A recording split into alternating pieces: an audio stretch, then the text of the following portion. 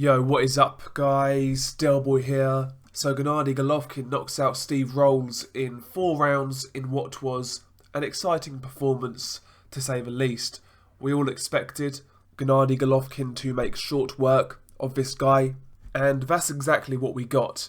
In the first round, both guys were feeling each other out. As we all know, Golovkin in the first round, he likes to kind of assess what's in front of him. That's what he was doing. But he was still applying pressure. He was still the guy on the front foot. He was forcing the fight. He landed a couple of good shots, and round 1 went to Gennady Golovkin. But Steve Rolls, he didn't do terribly. He landed a couple of good shots himself. Rounds 2 and 3, Golovkin started to open up. He started to get more adventurous in terms of his offense, and he was landing some good shots to body and head. I enjoyed the variation in Gennady Golovkin's work. He was concentrating on the body fairly heavily in this fight.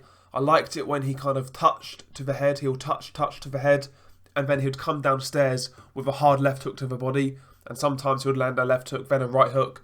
I liked the body work from Golovkin, and I liked the fact he was trying to vary his power on his punches. That's something Golovkin always used to do, but in recent times he's kind of abandoned that, so that was good to see. But yeah, rounds 2 and 3, Golovkin was more aggressive, he was throwing more punches, and in my opinion, Golovkin won rounds 2 and 3. However, in rounds 2 and 3, Steve Rolls did have success. He landed a few eye-catching shots, particularly the right hand. He was doing a good job of timing Golovkin on the odd occasion, and these shots were flush, and they looked good, Rounds 2 and 3, despite me feeling Steve Rolls lost those rounds, he had his moments and he was coming to fight, He wasn't trying to be a complete survivor, so fair play to Steve Rolls in rounds 2 and 3. But round 4 was where it ended.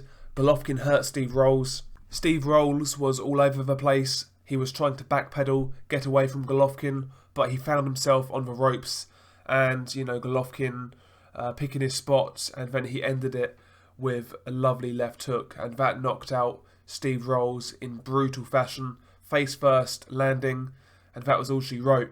Gennady Golovkin did what he had to do. He got a quick knockout against a guy who he should be knocking out, but Golovkin did it in good fashion, so fair play. Now, obviously, this fight was Golovkin's first fight with his new trainer, Jonathan Banks. Did we see any differences? Like I said, I liked the way Golovkin was varying his punching power, so he wasn't loading up on every single shot. He was touching and then letting go of power shots. Like I said, touch to the head, bang to the body, things like that. He was varying the power on his shots quite well. I enjoyed that. At times, he was moving his head a bit more, but it wasn't really consistent. There were still moments he didn't move his head, and as a result he was getting caught.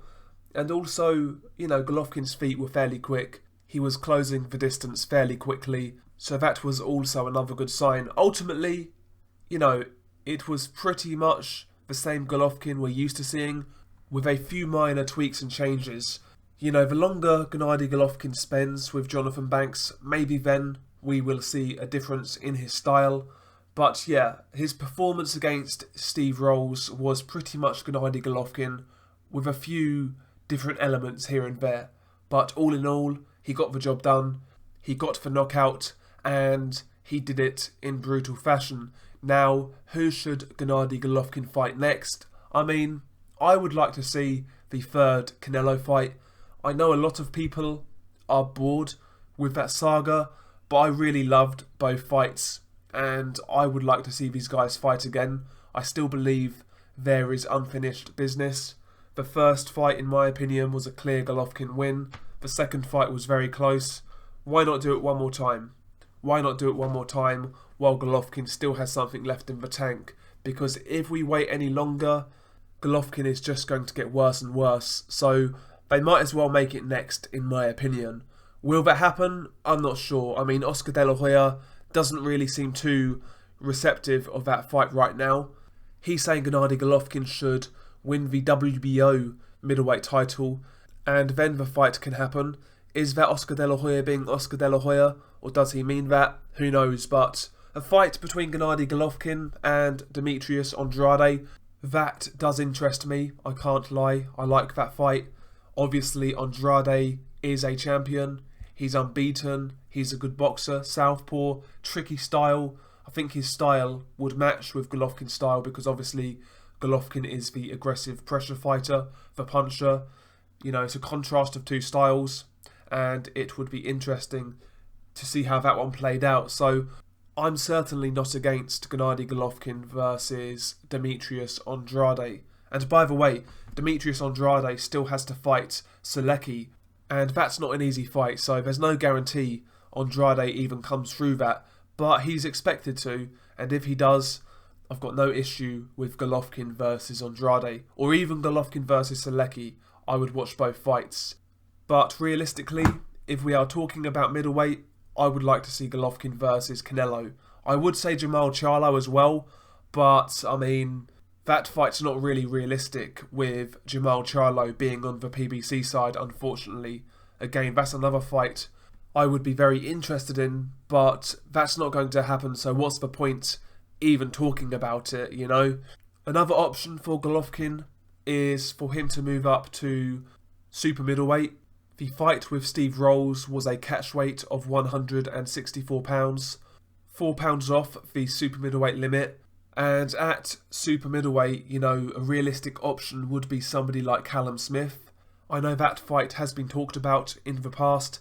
If Golovkin wants to try something new, that Callum Smith fight is there for him. And I do believe people would be very interested in that fight. But it's a risky fight for a 37-year-old Gennady Golovkin. You know, Callum Smith is a massive 168-pounder. He's about 6'3", 6'4", big punching power, solid fundamentals. At this stage, is Golovkin going to take that risk while there is a possibility of a Canelo fight? I'm not so sure. But I'm intrigued to see where Golovkin goes next. There's options out there for him. We will see what direction his career takes next. Just a quick note on the undercard as well. Israel Madrimov, he knocked out Norberto Gonzalez in 6 rounds in a decent performance. I'm really excited about Israel Madrimov. I've actually done a separate post-fight review video for that fight, so you can find that on my channel if you are interested in watching that. Also on the undercard, the unbeaten super middleweight prospect Ali Akhmedov, he knocked out Marcus McDaniel in 3 rounds in a decent performance. Akhmedov is one to watch in the 168-pound division. I believe he is managed or promoted by Gennady Golovkin.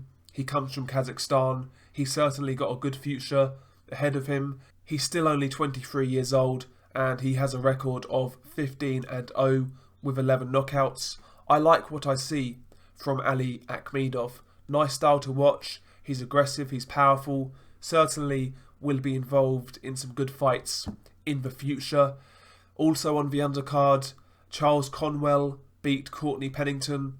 Charles Conwell was a 2016 US Olympian. He fights in the super welterweight division. He got the job done against Courtney Pennington, but it wasn't a great performance. We'll see how his career pans out.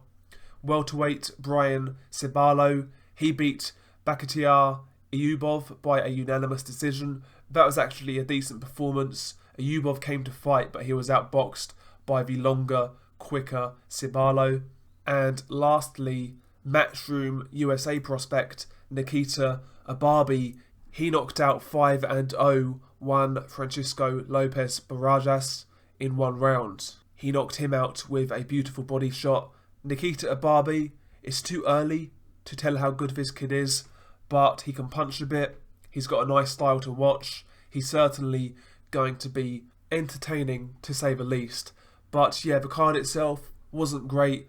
There wasn't really much competitive action on the card, but we got a few good knockouts here and there, and for the most part, I enjoyed it. It was good to see Golovkin back in the ring. Hopefully now he can push on and have a great final stage to his career.